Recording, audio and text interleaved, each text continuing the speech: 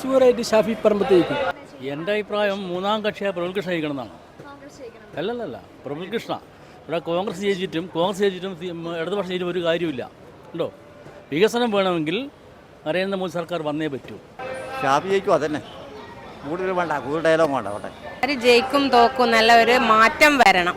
അതാരായാലും വടകരയിലെ ശൈല ടീച്ചർ നല്ല ഭൂരിപക്ഷത്തിൽ ജയിക്കും.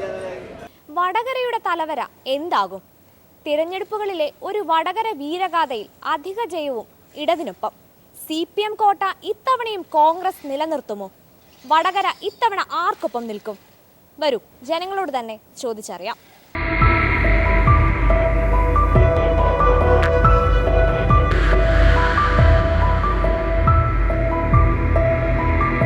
ആര് ജയിക്കും?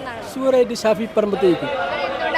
എന്തുകൊണ്ടാണ് ഈ ഭരണത്തിൻ്റെ മോശം അന്തരീക്ഷം, അഴിമതി, പിന്നെ അങ്ങനെ പല കാരണങ്ങളുമുണ്ട്. ഷാഫി 50,000 ഭൂരിപക്ഷത്തിൽ ജയിക്കും, അത് ഉറപ്പാണ്. എൻ്റെ അഭിപ്രായം മൂന്നാം കക്ഷിയായ പ്രബൽകൃഷ്ണ ജയിക്കണമെന്നാണ്. അല്ലല്ല പ്രബൽകൃഷ്ണ ഇവിടെ കോൺഗ്രസ് ജയിച്ചിട്ടും ഇടതുപക്ഷം ജയിച്ചിട്ടും ഒരു കാര്യമില്ല ഉണ്ടോ. വികസനം വേണമെങ്കിൽ നരേന്ദ്രമോദി സർക്കാർ വന്നേ പറ്റൂ.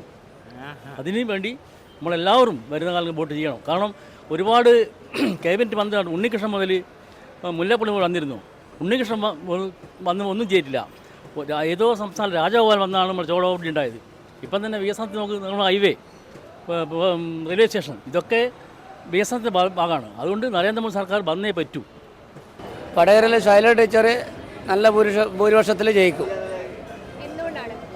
എന്തുകൊണ്ടാണെന്ന് വെച്ചാൽ കഴിഞ്ഞ നിയമസഭയിൽ ജനങ്ങൾക്ക് വേണ്ടി നമ്മളെ കോവിഡ് കാലത്ത് ഇവിടെ രോഗം ബാധിച്ച് മരിക്കുമ്പോൾ ടീച്ചർ ഇടപെടലിൻ്റെ ഭാഗമായിട്ടാണ് അയാളുടെ ജയം ഞാൻ ഓർപ്പിക്കുന്നത്.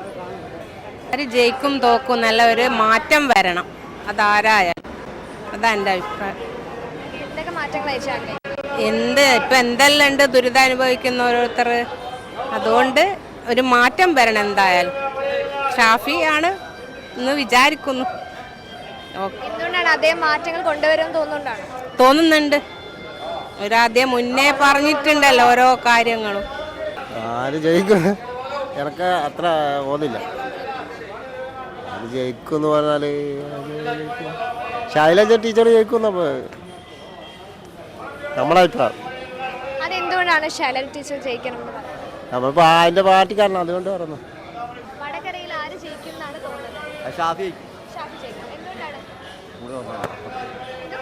ഷാഫി ജയിക്കും, അതന്നെ. കൂടുതൽ വേണ്ട, കൂടുതൽ ഡയലോഗ് വേണ്ട. അവിടെ ഇതിപ്പോൾ ആര് ജയിക്കാൻ പറ്റുന്നു പറയാൻ പറ്റാത്തൊരു കണ്ടീഷനിലല്ല. അത്രയും ടൈറ്റ് മത്സരമാണ്. ഷാഫി ജയിക്കുമോ ശൈല ടീച്ചർ ജയിക്കുമോ എന്നുള്ളത് സംശയാസ്പദ ഇതാണ്. ഓക്കെ.